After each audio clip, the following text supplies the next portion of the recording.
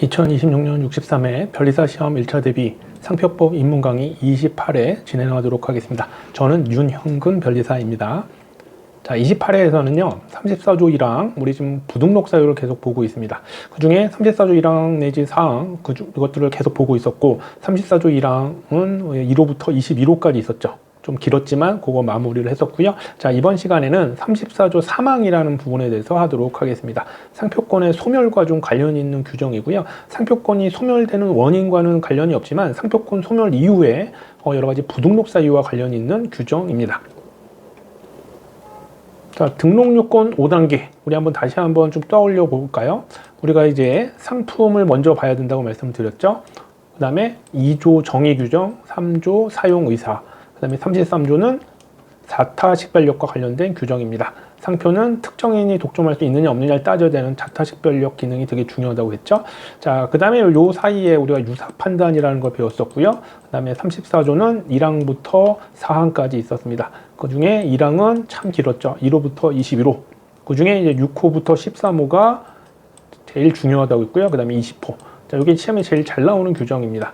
시험에 잘 나오는 이유는 판례가 많이 있고, 그 다음에 실무에서 많이 여러 가지 이렇게 문제가 되거나 그런 경우가 많기 때문에 당연히 시험에 잘 나오게 됩니다. 자, 그 중에 34조, 그 다음에 34조 2항은 판단 시점과 관련된 거라고 했는데, 자, 그 중에 34조 3항, 이걸 이제 오늘 보려고 하는 겁니다. 자, 34조 1항은 1호부터 21호까지 부등록 사유였고요. 34조 2항은 판단 시점, 그 다음에 34조 3항은 상표권 소멸과 관련된 규정. 그래서 요거를 이제 오늘 볼 거고요. 취소 심판, 취소되는 것과 관련이 있습니다. 그 다음에 등록 요건 중에 하나이고요. 그 다음에 34조 4항은 동음이어 지리적 표시라는 좀 지리적 표시라는 독특한 제도에 관련된 특유 규정입니다. 자, 34조 3항 관련된 규정을 보도록 하겠습니다. 자, 34조 3항을 공부할 때 항상 소멸이라는 걸 같이 생각을 하셔야 됩니다. 상표권 소멸은 우리가 맨 처음에 나중에 상표권에서 또 언급을 드릴 건데 이건 꼭 외우셔야 됩니다. 오늘 할 건 아닌데 상표권의 소멸 원인과 효과에 대해서 꼭 정리를 해 두셔야 됩니다. 소멸 원인은 몇 년에 한 번씩 1차 시험에 꼭 나오고요. 2차 시험에 아직 제대로 나온 적은 없지만 언제든지 나올 수 있습니다. 요거는 소멸 원인과 효과는 존만한 불상이 포치분무, 약간 욕 같기도 하지만 요거 되게 중요한 두 문자로 만든 건데요. 자, 요거는 자꾸 존만한 불상이 포치분무, 존만한 불상이 포치분무 자꾸 이렇게 입에 좀 붙이시고요. 눈에 좀 익혀두시면 나중에 소멸 원인, 자, 요거는 나중에 법 규정에만 있습니다. 이 법 규정에만 있기 때문에 이건 무조건 암기를 하셔야 됩니다. 상표권이 사라지는, 소멸하는 경우는 법으로만 정해져 있는데 이렇게 규정이 됩니다. 그 다음에 이제 무효라는 게 있는데, 무효는 소멸 원인 중에 하나입니다. 근데 무효의 효과는 조금 독특해서 별도로 또 암기를 해 주셔야 됩니다. 그래서 무효의 효과에 관련된 것도 해야 되고요. 자, 그 다음에 오늘 해야 될 게 34조 3항인데, 자, 34조 3항은 자, 소멸 원인이나 효과인데 일종의 효과 같은 거라고 보시면 됩니다.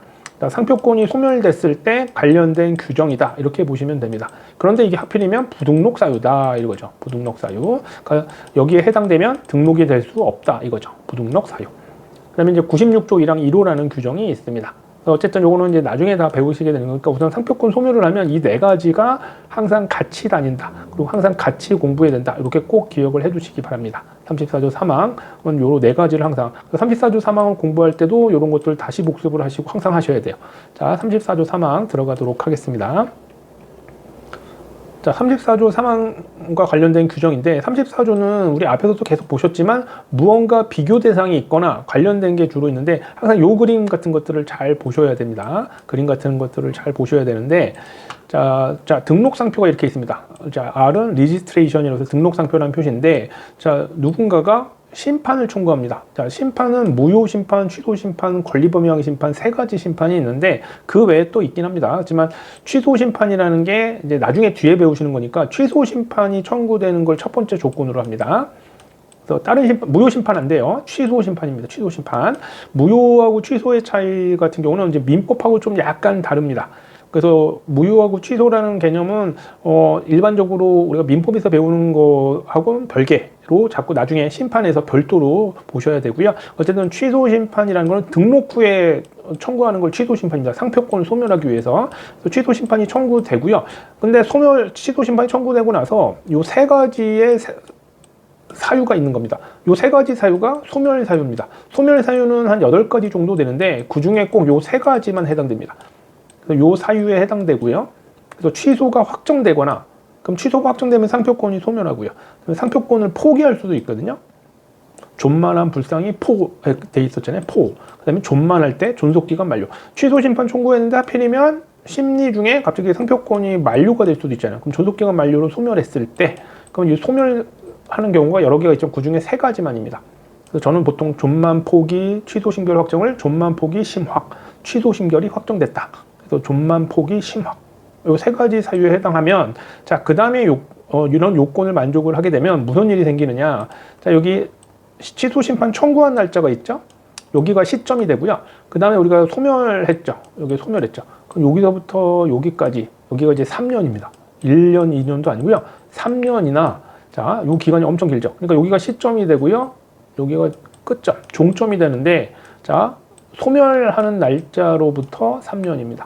여기서부터 3년이 아니고요. 3년보다 당연히 길겠죠.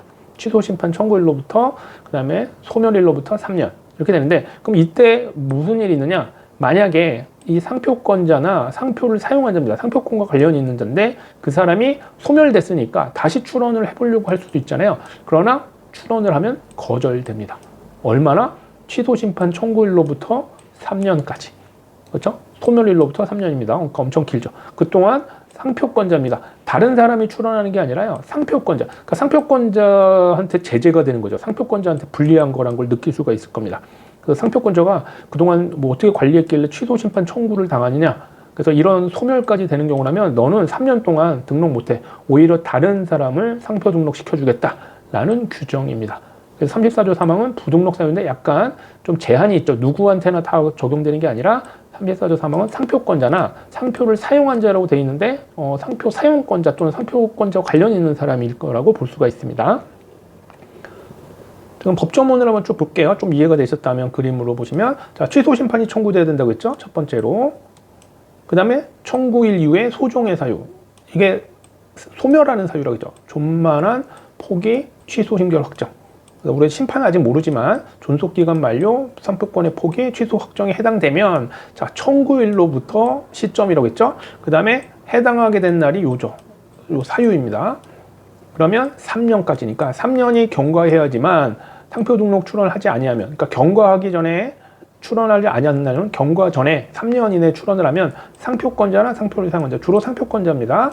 그 동일 유사, 동일한 상표 상품뿐만 아니라 동일 유사 상표나 동일 유사 상품에까지 상표 등록을 받을 수가 없게 됩니다. 자, 요게 34조 3항에 관련된 규정입니다. 자, 이게 그림만 이해하시고 요걸 이게 되게 길어 보여도 딱 요건만 암기하시면 아주 쉬운 규정입니다. 자, 요것만 그림을 아까 보셨던 걸 이해만 하시면 돼요. 자, 그래서 저는 이제 보통 취사 3자 동요 이렇게 보통 얘기합니다. 취소 심판이 청구돼야 된다고 했죠. 그다음에 일정한 사유 뭐였죠? 존속기간 만료, 상표권의 존만한 포기, 취소 심결 확정. 그렇죠? 취소 심결 확정. 그러면 얼마 동안? 3년. 근데 3년은 청구일로부터 시작됩니다. 그 다음에 소멸일로부터 3년이죠. 그래서 3년보다는 당연히 길 수밖에 없고, 그 다음에 상표권자를 사용한 자 또는 상표권자는 동일 유사 범위의 상표를 출원할 수 없다. 34조 3항. 그래서 취사 3자 동요. 한번 따라해 보십시오. 자꾸 입에 붙으세요. 취사 3자 동요. 자, 34조 3항은 상표권 소멸 후에 상표권자를 제재를 합니다. 상표권자가 소멸하게 놔뒀죠. 취소심판 청구당하고. 취소심판의 개념을 아시면 취소심판 청구된 게 뭐라고 뭐 왜 그러지? 라고 할 수 있지만 취소심판 개념을 알면 이게 이해가 되십니다. 그래서 취소심판하고만 연결이 됩니다. 무효심판 아니고요. 취소심판. 그래서 다시 한번 취사 3자 동요. 취사 3자 동요. 몇 번씩 자꾸 들으세요. 취사 3자 동요. 거의 34조 3항 암기하신 겁니다. 그럼 벌써 60, 70% 다 처리된 거예요. 거기에 이제 나중에 또 기본 강의 들으시면서 그림이라든지 그런 걸 이해하시면 요 34조 3항은 그냥 금세 해결이 됩니다. 취사 3자 동요. 이렇게 기억해 주시면 됩니다. 상표권 소멸과 관련된 규정이다. 자, 오늘은 여기까지 하고요. 오늘의 공부명은 노력은 배신하지 않는다. 유명한 거죠. 옛날 이승엽 선수가 얘기하기도 했고 뭐 그렇다고 하는데 저도 뭐 당연히 너무 중요하게 생각하는데, 자, 반대로 게으름은 반드시 배신합니다.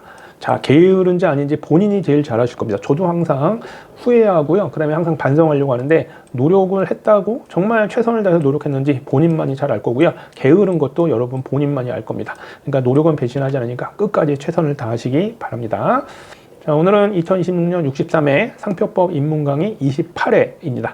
자, 오늘 여기까지 하고요. 다음 시간에 또 회차 때 또 뵙도록 하겠습니다. 감사합니다. 윤영근 변리사였습니다.